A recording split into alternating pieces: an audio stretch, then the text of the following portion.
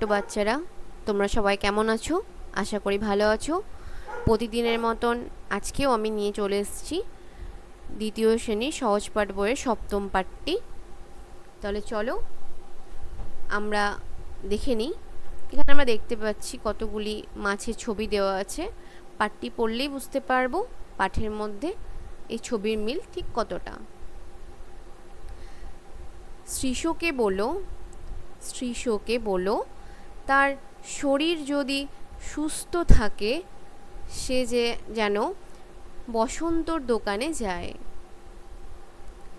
শ্রীশকে বলো তার শরীর যদি সুস্থ থাকে সে যেন বসন্তর দোকানে যায়। সেখান থেকে খাস্তা কচুরি আনা চায়, আর কিছু পেস্তা বাদাম কিনে আনতে হবে। দোকানের রাস্তা সে জানে তো। বাজারে একটা আস্ত কাতলা মাছ যদি পায় নিয়ে আসে যেন, আর বস্তা থেকে গুনতি করে 30টা আলু আনা চায়। এবার আলু খুব সস্তা। একান্তই যদি না পাওয়া যায় কিছু ওল আনিয়ে নিও, রাস্তায় রেঁধে খেতে হবে। তার ব্যবস্থা করা দরকার। মনে রেখো, কড়া চাই, খুন্তি চাই, জলের পাত্র একটা নিও। অত ব্যস্ত হয়েছ কেন? আস্তে আস্তে চলো, ক্লান্ত হয়ে পড়বে যে। চলো এবার আমরা এই পাঠটিকে ভালো করে বুঝে বুঝে পড়ব। দেখতে পাচ্ছি এখানে আমরা এর আগে আমরা কি শিখলাম? আমরা এর আগের পড়াতে শিখেছি র ফেলা। এবার আমরা এখানে কি শিখলাম?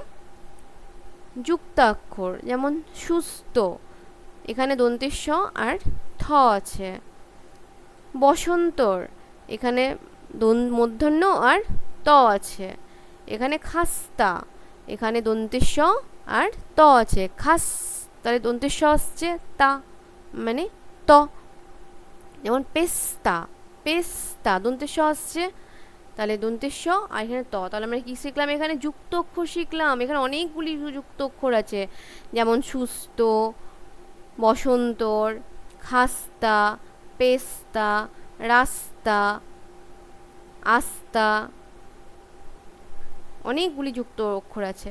তাহলে শিশুকে বলো তার শরীর যদি সুস্থ থাকে সে যেন বসন্তর দোকানে যায়। শিশুকে বলছে তোর শরীর যদি সুস্থ থাকে তাহলে সে যেন আবার বসন্তর দোকানে যায়। কেন যায় বসন্তর দোকান? সেখান থেকে খাস্তা কচুরি আনা চায়। সেখান থেকে কি বলছে? খাস্তা কচুরি আনতে বলছে। আর কি আনতে বলছে?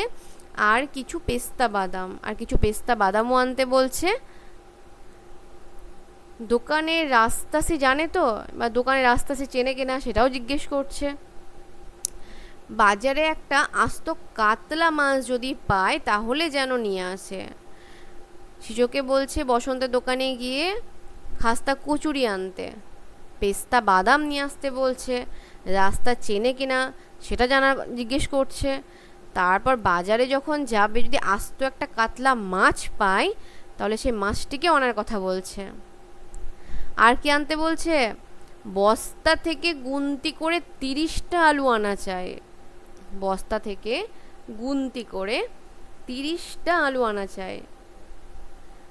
এবার আলু খুব সস্তা মানে অনেক দাম কমে গেছে আলুর, সেই জন্য আলু সস্তা হয়ে পড়েছে। একান্তই যদি না পাওয়া যায়, যদি আলু নাই পাওয়া যায় তাহলে কি আনতে বলছে? তাহলে ওল আনতে বলছে। কিছু ওল নিয়ে আসতে বলছে। রাস্তায় তো রেঁধে খেতে হবে, তার মানে কোথাও একটা যাওয়ার তাদের পরিকল্পনা চলছে। তাই না বলছে যদি রাস্তায় মানে আলু না পাওয়া যায় তাহলে ওল নিয়ে আসতে বলছে। ওল কি করবে? রাস্তায় রেঁধে খাবে। তার ব্যবস্থা তো করা দরকার। মনে রেখো, রান্না করতে গেলে কিছু কিছু দরকার, তার সেগুলো জিনিসগুলো ব্যবস্থা করে রাখতে হবে। কাতলা মাছ আনতে হবে, খাস্তা কচুরি আনতে হবে, কচু তো রান্না করাই থাকে। তাই মাছ, ওল, আলু এগুলো রান্না করতে হবে। তার জন্য কি লাগবে? কিছু তো লাগবে, একটা কড়াই লাগবে, খুন্তি লাগবে, জলের একটা পাত্র লাগবে, অনেক কিছু লাগবে। অত ব্যস্ত হচ্ছ কেন? অত ব্যস্ত হয়েছো কেন? আস্তে আস্তে চলো, ক্লান্ত হয়ে পড়বে। বা তাড়াতাড়ি যেতেও বারণ করছে। ক্লান্ত হয়ে পড়বে মানে? ক্লান্ত হয়ে পড়বে মানে কি? মানে দুর্বল হয়ে পড়বে যদি তাড়াতাড়ি যাও। আমরা যখন অনেক পরিশ্রম করি তখন কি হয়ে যায়, আমাদের শরীরটা আর চলে না, তখন মনে হয় কি একটু একটু জায়গায় বসি, তারপর আশ্বস্ত হই, তারপর আবার হাঁটতে শুরু করবো বা কাজ করতে শুরু করব। আর আস্তে আস্তে চলো মানে ধীরে ধীরে চলো। বুঝতে পেরেছো? তাহলে শিশুকে কোথায় যেতে বলছে? বসন্তের দোকানে। কি আনার জন্য বলছে? খাস্তা কচুরি আর পেস্তা বাদাম, এই দুটো তো আনার কথা বলছে। তারপর বলছে যে বাজারে একটা আস্ত কি মাছ পায়, কাতলা মাছ যদি পায় তাহলেও আনতে বলছে। আর কি আনতে বলছে? বস্তা থেকে গুনতি করে কটি আলু আনতে বলছে? 30টি আলু। কেন আনতে বলছে? আলু এখন সস্তা হয়ে পড়েছে। আর যদি আলু না পাওয়া যায় তাহলে কি আনতে বলছে? ওল আনতে বলছে। কেন আনতে বলছে? রাস্তায় রেঁধে খেতে হবে। তা রাস্তায় রেঁধে খাওয়ার জন্য আমাদের কি কি দরকার?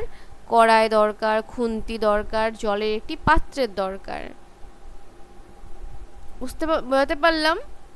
আমার ভিডিওটি তোমাদের যদি ভালো লেগে থাকে তাহলে আমাকে একটা লাইক করো, আর আমার চ্যানেলটিকে সাবস্ক্রাইব করতে একদম ভুলো না। আর এই সপ্তম পার্টের প্রশ্ন উত্তর আমি আমার নিচে ডেসক্রিপশন বক্সে দিয়ে দেব, তোমরা অবশ্যই গিয়ে সেটা দেখে নিও। টাটা।